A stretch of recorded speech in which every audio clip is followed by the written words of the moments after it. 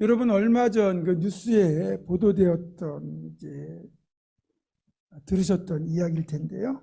그러니까 노숙인들을 위한 무료 급식소 안나의 집을 운영하는 김하종 신부라는 분이 계십니다. 이분은 이탈리아 출신으로 1990년도에 한국을 찾은 뒤에 2005년도에 이제 한국인으로 귀화하신 분입니다.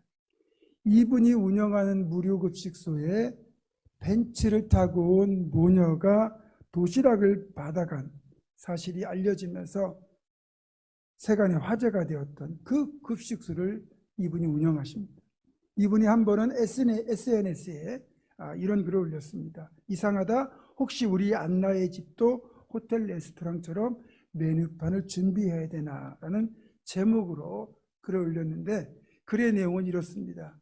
어제 노숙인 분들에게 도시락과 다음날 아침으로 드실 빵을 드렸다. 그런데 한 할머니께서 빵 봉투를 받고 열어보시더니 전 이런 빵 안 먹어요. 파리바게뜨 단팥빵 없을까요? 있으면 바꿔주세요. 라고 말했다. 어느 날은 할아버지 한 분이 도시락을 받아가시니 다시 오셔서 이렇게 말씀하셨다. 신부님 이거 2000쌀 아니죠? 저는 2000쌀 아니면 안 먹어요. 다음부터 2000쌀로 밥해 주세요. 라고 했다. 올해부터 불자들의 도움으로 물을 드리고 있는데 다음부턴 시원하게 얼려서 줘. 라고 말씀하시는 분도 있다. 그러면서 글의 말미에 김하종 신부님은 이런 요구를 들을 때마다 많이 당황스럽다라고도 말씀하셨습니다. 그렇죠. 많은 분의 그런 후원 그리고 봉사자들과 직원들의 노고가 있기 때문에 이런 무료 급식을 하는 건데 호의가 계속되면 권리인 줄 안다고 하는 경우가 바로 이런 경우를 말하는 것 같습니다. 어떤 여성분이 살을 빼겠다고 큰맘 먹고 승마를 시작했습니다. 그런데 여성의 살이 빠지는 게 아니라 말이 살이 빠지는 겁니다. 이런 경우 우리는 당혹스럽다고 하죠. 그래도 이런 경우는 당혹스럽긴 해도 그냥 웃어넘길 수 있습니다. 하지만 물에 빠진 사람을 여러분이 건져 주었는데 그 사람이 고맙다고 인사하긴커녕 내 보따리 내놓으라고 다그친다면 그것은 호의가 배신을 당하는 겁니다. 이럴 땐 정말 당혹감을 넘어 분노가 일어나죠. 이런 경우를 사자성어로 바꾸면 적반하장이 될 겁니다. 적반하장, 도둑이 도리어 매를 든다는 사자성어입니다. 오늘 제가 읽어드린 본문의 다윗이 이런 적반하장의 경우, 호의가 배신을 당한 경우일 겁니다. 다윗이 보낸 호의가 배신을 당하고 오히려 수모가 되어 돌아왔기 때문입니다. 사건의 개요는 이렇습니다. 이스라엘과 국경을 맞대고 있는 요단 동편에 위치한 암몬 왕국의 왕이었던 나하스가 죽었습니다. 그동안 다윗은 이 나하스와 정말 좋은 관계를 유지했고요. 그래서 이 나하스의 죽음에 대하여 진심을 담아 조문을 하고 싶어서 예우를 갖추어 정식으로 조문단을 파견했습니다. 그런데 정작 암몬 왕궁에서는 당혹스러운 태도로 나온 겁니다. 다시 파견한 그 조문단의 수염의 절반을 깎고 엉덩이 윗부분까지 옷을 잘라서 하체가 드러나게 만들어 엄청난 수치심, 수모를 안겨서 돌려보낸 겁니다. 한마디로 다윗의 호의가 배신을 당한 것이고 이건 정치적으로 보면 대놓고 선전포고를 한 것과 마찬가지입니다. 그래서 6절 이하에 보면 결국 이스라엘과 암몬 사이에 대대적인 전쟁이 벌어지게 되죠. 사태가 이렇게까지 커지게 된 배경에는 역사적, 지리적으로 이스라엘과 암몬 사이에 자리 잡은 깊고 해묵은 갈등이 있습니다. 본래 이 암몬이라는 나라는 아브라함의 조카였던 롯의 자손들이 세운 나라입니다. 그러니까 이스라엘과는 거슬러 올라가면 혈연적으로 아주 가까운 나라라고 할 수 있습니다. 그래서 하나님께서는 이 암몬을 긍휼히 여기셔서 출애굽한 뒤 모세가 이끄는 이스라엘 백성들이 요단 동편을 지나 가나안 땅으로 들어가려고 할 때 다른 나라들은 전쟁하도록 놔두었지만 이 암몬은 이스라엘이 전쟁하지 않고 암몬 땅을 침범하지 않고 멀리 돌아가도록 그렇게 배려를 해 주었습니다. 나름대로는 이스라엘 입장에서는 그렇게 암몬을 선대한 건데, 이후의 역사를 보게 되면 암몬은 이스라엘에 대하여 지나칠 정도로 적대적인 행동을 많이 했다는 겁니다. 한마디로 은혜를 원수로 갚은 민족이다, 이렇게 말할 수 있어요. 그 전례가 사사기 11장에 나옵니다. 당시 암몬 족속은 요단 동편에서 이스라엘이 차지한 땅에 대한 소유권을 주장하면서 지속적으로 요단 동편 이스라엘 땅과 또 요단을 건너 가나안 본토까지 자주자주 침공하고 있었습니다. 이때 이스라엘을 구원하기 위하여 하나님이 세우셨던 사사가 바로 입다라고 하는 사사죠. 입다는 하나님의 도우심을 받아 암몬의 침공을 물리치고 이스라엘을 구원합니다. 이때 암몬이 이스라엘에 크게 한번 데이게 됩니다. 그리고 나서 이제 왕정 시대가 시작되고 사울이 왕위에 오른 지 얼마 되지 않았을 때, 당시 암몬의 왕이었던 오늘 본문에 나온 그 죽었다는 나하스가 왕이 되었을 때 다시 한번 요단 동편 이스라엘의 길르앗 야베스 땅을 침공하여 항복을 요구합니다. 그리고 항복할 때는 이스라엘 모든 남자들의 오른쪽 눈을 뽑아버리겠다고 협박을 하죠.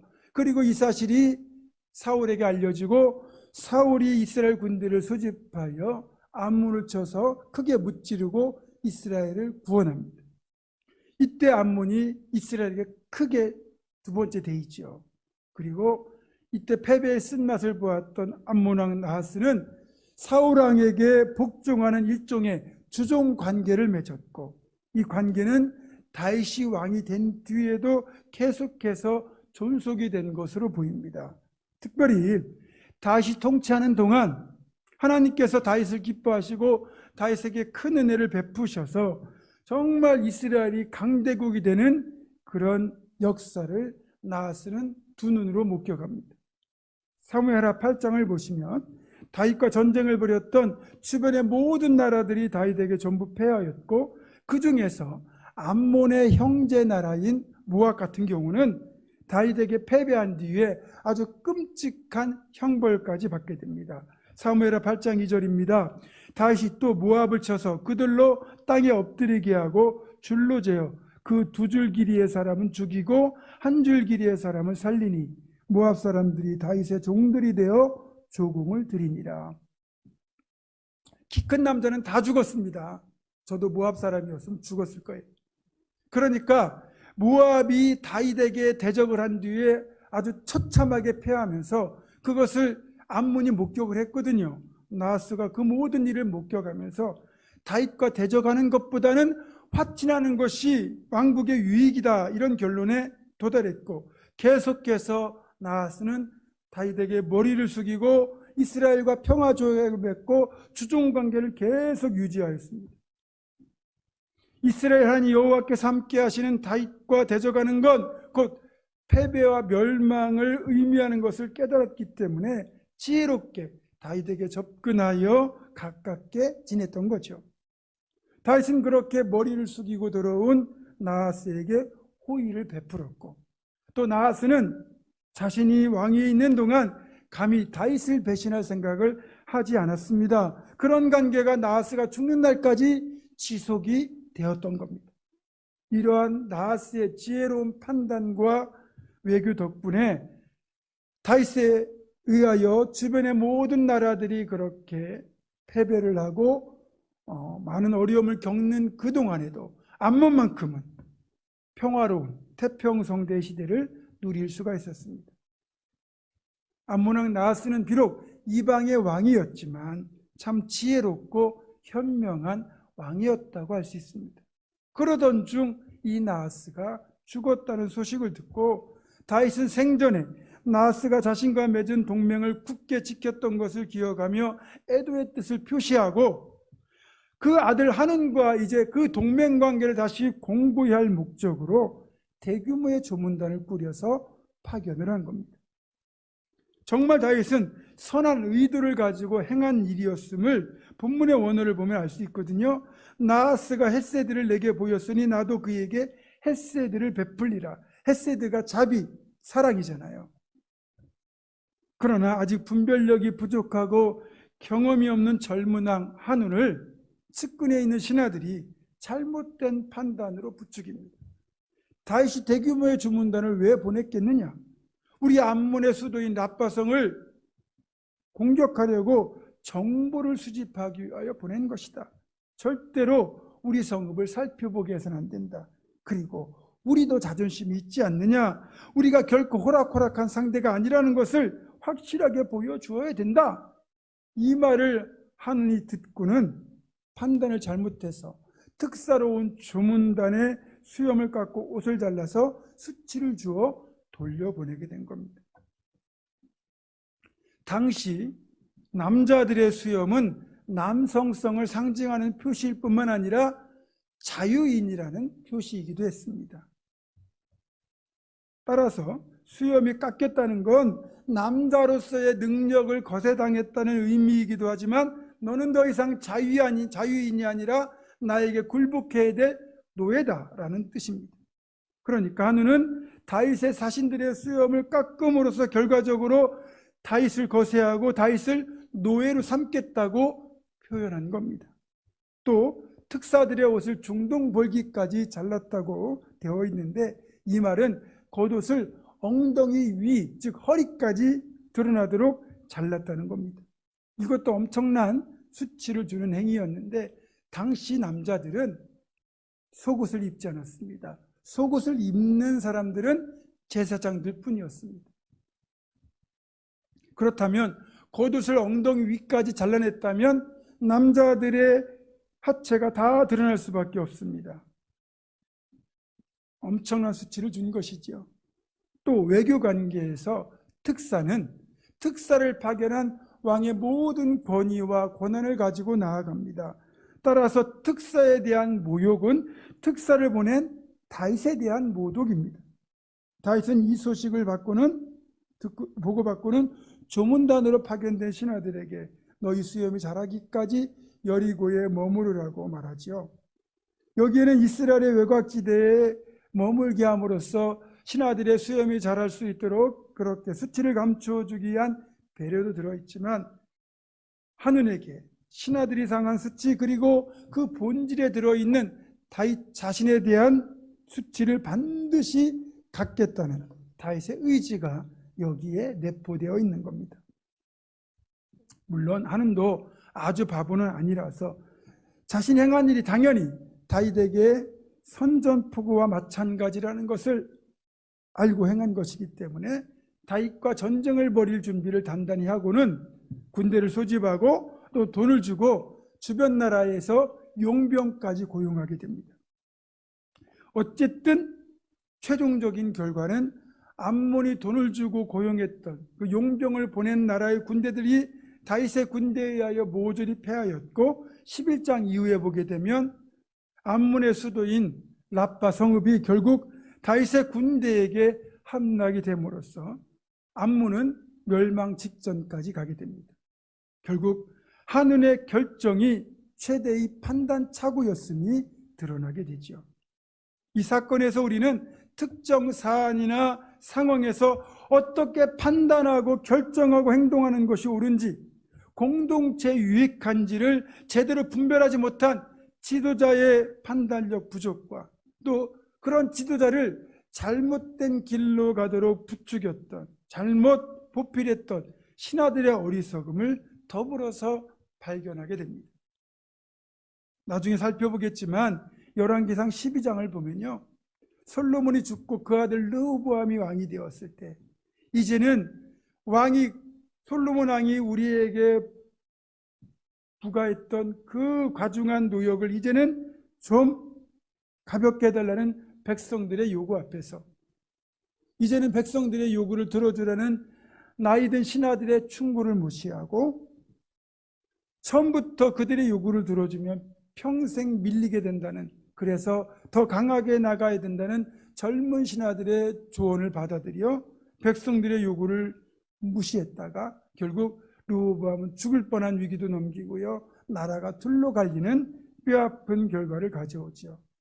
옆에서 조언을 잘못하고 지도자가 판단을 잘못하면 자칫 나라가, 공동체가 망할 수 있다는 겁니다. 우리는 개인이면서 공동체 일원입니다. 내가 속한 가정도 공동체죠. 내가 섬기는 교회도 공동체죠. 내가 사는 이 나라도 공동체입니다. 가정을 이끌어가고 교회를 이끌어가고 나라를 이끌어가는 리더십이 어떤 판단을 내리고 어떤 결정을 내리고 어떤 행동을 하느냐에 따라서 가정, 교회, 국가가, 그 공동체의 앞날의 흥망성쇠가 결정이 된다는 겁니다. 그래서 먼저 여러분 자신을 위하여 기도 많이 하셔야 됩니다. 여러분이 잘못 판단하면 가정이 어려워지지 않습니까? 그러니까 여러분이 지혜로운 판단으로 가정을 잘 이끌어가기 위해서 그렇게 하나님의 지혜를 구하며 기도해야 됩니다. 또 저와 장로님들을 위해서, 교역자들을 위해서도 기도 많이 해주셔야 됩니다. 목사가 잘못 판단하고 장로님들이 잘못 조언하면 교회도 어려움에 빠지고 갈등을 겪는 경우가 종종 있거든요. 하지만 특히 기도 많이 하셔야 되는 것이 나라를 위한 기도입니다. 요즘 대한민국은 사면초가의 상황입니다. 지금 대한민국은 미국, 일본, 중국, 러시아 등의 나라와 외교 관계를 어떻게 풀어나가야 되는지 정말 다양한 의견이 무작위로 표출되고 있습니다. 특히 일본과의 역사적 악연에 더하여 최근 후쿠시마 원전 오염수 방류 문제가 뜨거운 이슈가 되고 있습니다. 벌써 소금 사재기가 나타날 정도로 국민들이 불안에 떨고 있습니다. 여기에다가 주한 중국 대사의 지나친 발언, 또 러시아와 우크라이나 전쟁에 우리가 무기를 지원하는 문제, 또 여전히 한국 정치에 가장 강력한 영향을 미치고 있는 미국과의 관계까지 매우 복잡한 상황입니다. 저는 이 상황이 마치 구한말의 상황과 너무나 닮아 있다는 안타까운 마음이 듭니다. 국가적 위기 상황이라고 할 수 있습니다. 조금 전에 기도하신 우리 권사님도 기도 가운데 언급했지만 우리는 하나님의 도우심으로 비약적인 경제 발전을 이루었습니다. 세계 어디를 가도 당당한 선진국이 되었습니다. 서럽고 배고프던 시절이 있잖아요. 그 시절에 그 힘든 노동을 하고도 새벽에 밤에 밤새도록 기도의 자리에 엎드렸던 우리 기도의 선배들이 있었고, 주일이면 모든 일을 멈추고 온전히 이 하나님을 예배하는 그 믿음의 선배들이 있었기 때문에 이들의 모습을 귀하게 보신 하나님이 한반도 땅에 이런 풍요를 주셨습니다. 그런데 지금 우리는 어쩌면 암몬의 한우처럼 어리석은 판단과 결정으로 나라가 어려움에 빠질 수도 있는 위기의 시대를 살고 있습니다. 세우기는 어려워도 무너뜨리기는 너무너무 쉽습니다. 무너지는 건 순간입니다. 균형 잡힌 외교, 실리 외교가 필요한 때입니다. 한마디로 나스의 지혜와 분별력이 필요한 때입니다. 이런 때일수록 우리 신앙인들이 더욱더 기도해야 됩니다. 정치 지도자들이 당리당략을 위해 정쟁을 벌이는 대신에 진정 하나님이 기뻐하시고 이 나라에 유익이 되는 결정이 어떤 것인지를 신중하게 분별하여 행하도록 우리가 기도해야 됩니다. 여러분 간곡히 부탁합니다. 정말 이 나라, 이 민족, 그리고 정치와 경제와 사회와 교육을 위하여 기도해 주시기를 주님의 이름으로 축원합니다. 무엇보다 한눈을 보면서 얻는 통찰 하나는 가까이 할 대상과 멀리 해야 될 대상을 잘 분별하여 그대로 실천하는 지혜를 간구해야 한다는 겁니다. 성경적으로 보면 하나님의 사람들, 우리 신앙인들은 축복의 통로입니다. 그러니까 세상 사람들이 하나님의 사람을 선대하면 그 사람도 복을 받지만 하나님의 사람들을 적대하면 그 사람은 저주를 받는다는 거예요. 창세기 12장 3절에서 하나님께서 아브라함에게 하셨던 그 말씀, 너를 축복하는 자에게 내가 복을 내리고 너를 저주하는 자를 내가 저주하리라 하셨던 그 말씀이 바로 그 약속입니다. 하늘의 아버지 나하스에게는 그런 지혜가 있었습니다. 그래서 하나님의 사람 신앙인인 다윗과 화친을 맺고 머리를 숙이고 그 관계를 지속한 건데 어리석게도 한우는 그 사실을 몰랐습니다. 그리고 이어지는 결과를 보면 알겠지만 암몬은 한운 때문에 벌어진 이 사태를 통해 나라가 결국 멸망 직전까지 몰렸고 결국 역사적으로 다시는 일어설 기회를 갖지 못했습니다. 누구라도 그 어느 누구라도 이 땅에서 하나님의 사람들을 대적하면 그들이 얻을 최종적인 결과는 멸망과 몰락뿐입니다. 그래서 여러분 이 땅에 사는 동안 여러분 당당할 필요가 있습니다. 우리는 하나님의 사람들이고 그래서 축복의 통로인데 그 누구라도 축복의 통로인 우리를 박해하고 우리의 호의를 배신하고 악한 것으로 대응하려 한다면 그들 자신에게 저주를 가져오는 하늘과 다를 바 없는 어리석은 행위이기 때문입니다. 그렇기 때문에 여러분의 호의가 배신을 당할 때도 낙심하지 말고 상심하지 말아야 될 이유가 여기에 있는 겁니다. 솔직히 우리가 세상 살다 보면 호의가 악의로 돌아오는 경우를 가끔은 겪게 되죠. 그럴 때 사람이 싫어지고 공동체가 싫어지고 다시는 내가 호의를 베풀지 않겠다는 생각까지 하게 되죠. 이럴 때 본문의 결과를 보시기 바랍니다. 다윗의 호의를 한운이 배신하고 다윗에게 수치와 모욕을 주었을 때 하나님께서 다윗을 강하게 하셔서 한운을 징계하심으로 결국 다윗의 수치를 갚아주셨고 그 모욕을 갚아주셨습니다. 따라서 여러분의 호의가 배신을 당하는 일을 겪을 때 여러분 스스로가 갚으려 하지 말고 하나님께 맡기셔야 됩니다. 모든 것을 보시고 아시고 헤아리시는 하나님께서 끝내 신원하여 주실 것입니다. 그런데요, 저는 오늘 다윗의 호의를 배신하는 이 한운의 모습에서 사실은 나의 모습, 우리의 모습을 발견한다는 겁니다. 다윗과 종은단이 한운의 배신으로 인해 겪어야 했던 이 모든 악의와 수치, 수모가 사실은 우리가 주님을 향하여 행했던 일들이라는 사실을 여러분 아십니까? 주님께서 하늘 보좌를 포기하시고 우리를 구원하러 이 땅에 오셨지만 우리는 주님의 그 호의를 배척하였습니다. 창조주신 주님이 피조물에게 침뱉음을 당하고 희롱과 조롱을 당하고 채찍에 맞으셨습니다. 우리가 주님을 희롱하고 조롱하고 침뱉고 주님을 채찍으로 때린 겁니다. 우리가 보는 성화 있죠. 예수님 십자가에 달리신 그림을 보면 이렇게 옷자락이 예수님의 아랫부분을 가린 것처럼 묘사되지만 실상은 예수님은 아무것도 걸치지 못한 채 수치스러운 모습으로 십자가에 매달려 죽으셔야 했습니다. 우리가 그 주님을 십자가에 못 박은 겁니다. 그럼에도 우리 예수님은 십자가 위에서 이들을 용서해달라고 기도하셨고 끝내 우리를 위하여 십자가의 길을 완성하셨습니다.